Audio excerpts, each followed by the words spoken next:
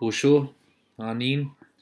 My name is Clayton Thomas-Muller, and I'm an organizer with 350.org and the Indigenous Tar Sands Campaign Project, the Polaris Institute.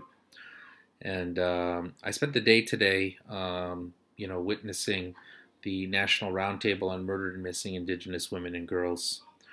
And I just wanted to report out to everybody that what I observed was an extremely flawed and dysfunctional process that excluded, living family members of the over almost 1,200 murdered and missing Aboriginal women and girls in this country that they call Canada, excluded from the roundtable.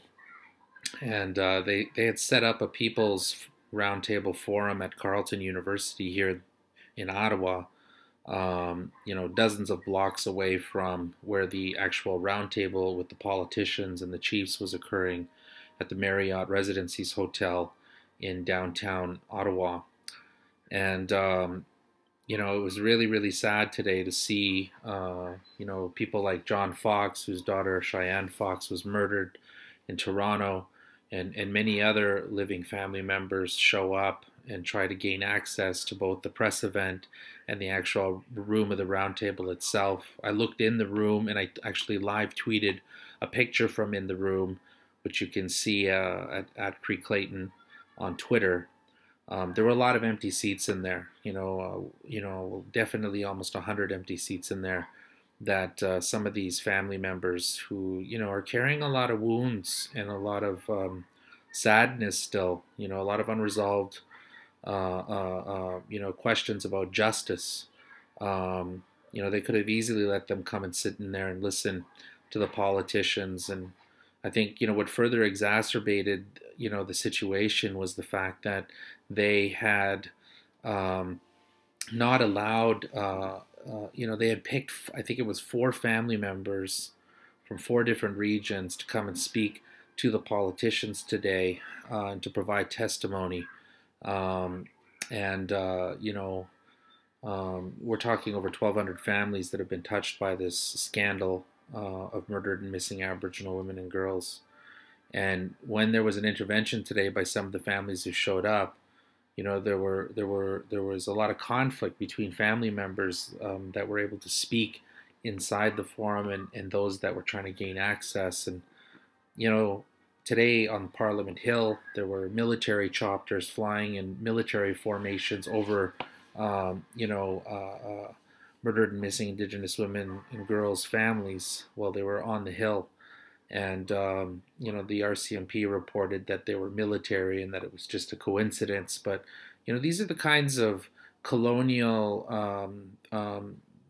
actions that oppress our people. They're going to fly choppers over our people, while they're on the Hill on this day, really.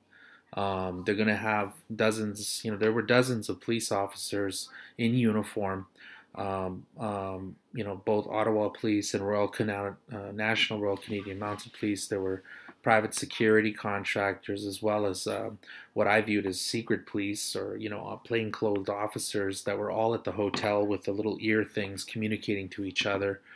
There was no clear signage at the hotel that it was a closed meeting, and a lot of people today were very significantly verbally and emotionally assaulted and oppressed by the police apparatus. The whole thing could have been managed much better.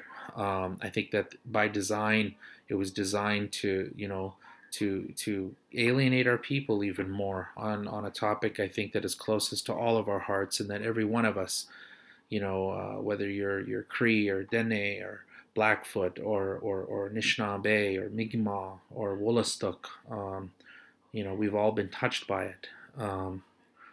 So I don't know, today was a really intense day today to just witness all of that here in Capital City, and I just wanted to report out to you all, what happened. I just got reports that there were arrests at the Marriott, at the Roundtable. I had to leave to pick up my sons from their school bus. But I think we have a lot of work to do. We have a lot of work to do. And prayers to all the murdered and missing Indigenous women and girls, that they come home, and prayers to all their families that they receive justice, and prayers for everybody in Canada that they wake up, and that we get this Harper government out of power.